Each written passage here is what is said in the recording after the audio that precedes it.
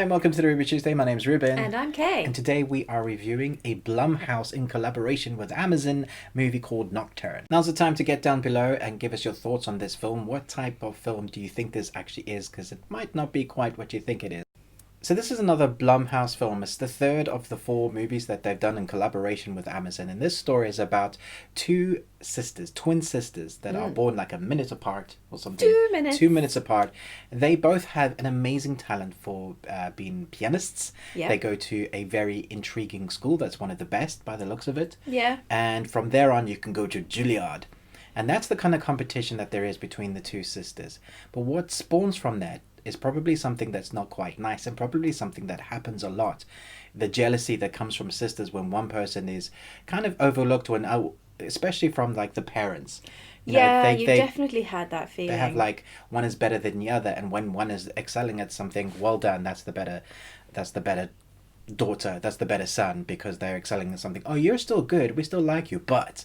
Yeah. And so we have that kind of storyline in amongst something that may not be quite right at the school. Okay, the first thing I should say about this film, and I'll just not shout while I'm doing this review, the first thing I should say, if you've seen the trailer, it's definitely deceptive in making you think that this is a horror.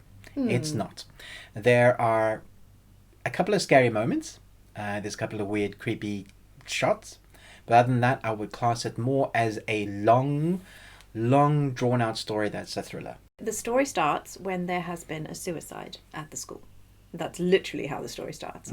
And obviously the whole way through the film you're kind of wondering what were the real circumstances behind that and what is going to happen now.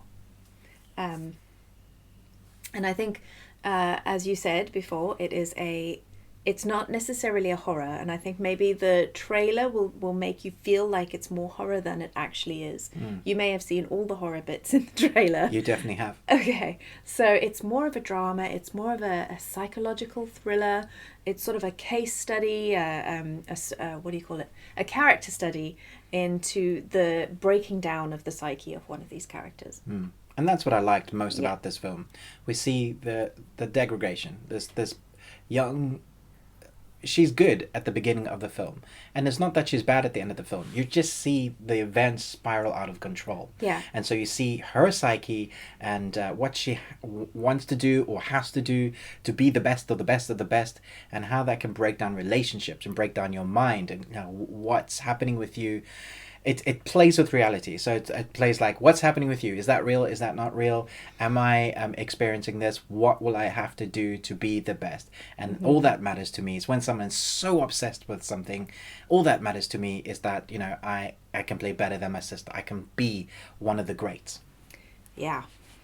And I mean, there is a really interesting scene where the teacher is explaining to the parents how...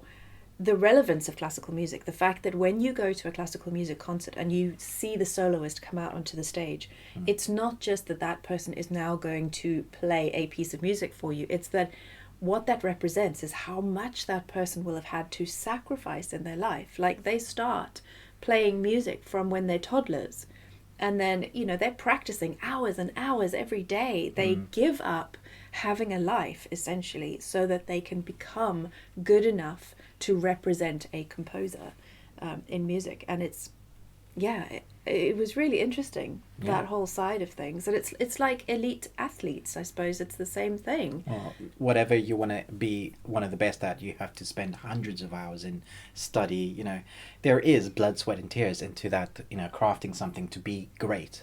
Yeah. So there's a cost, and that shows the cost really well. I do want to kind of talk about some of the negatives, but first let's talk about the positives. I don't often talk about transitions, but in this film, the transitions were... You do. Do I? To me, you do anyway. I don't know if you put them in your reviews.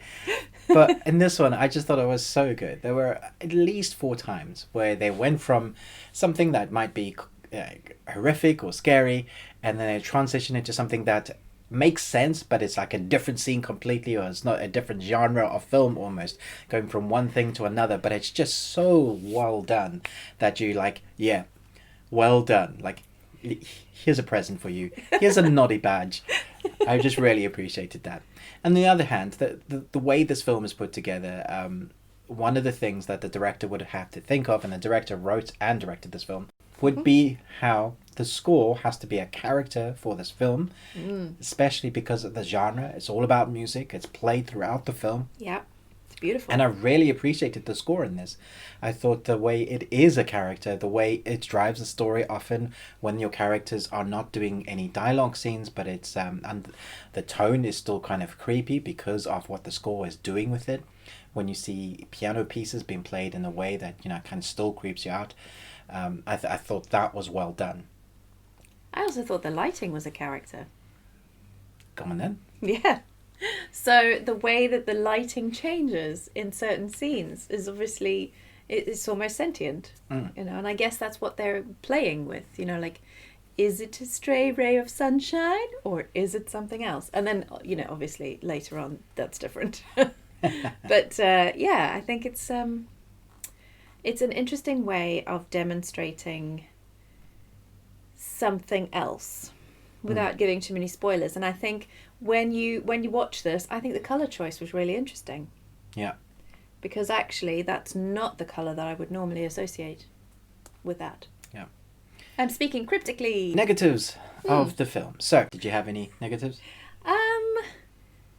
Maybe it was a little predictable. Yeah, I think maybe once you cotton on to what's happening, you start going, oh yeah, then this is going to happen, and then this is going to happen, and then it does, and you're like, ah, yeah. Poke. I feel like there was a lot going on in this film, with storylines that they were starting to explore that they never really did explore.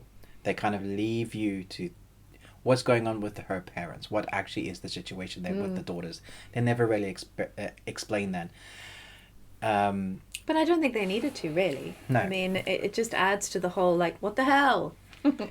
But I do feel like some people will find that annoying because they start tangents on certain relationships, but they never do anything with it. I do think that this film is a mystery for you to discover. I think it's one of those. You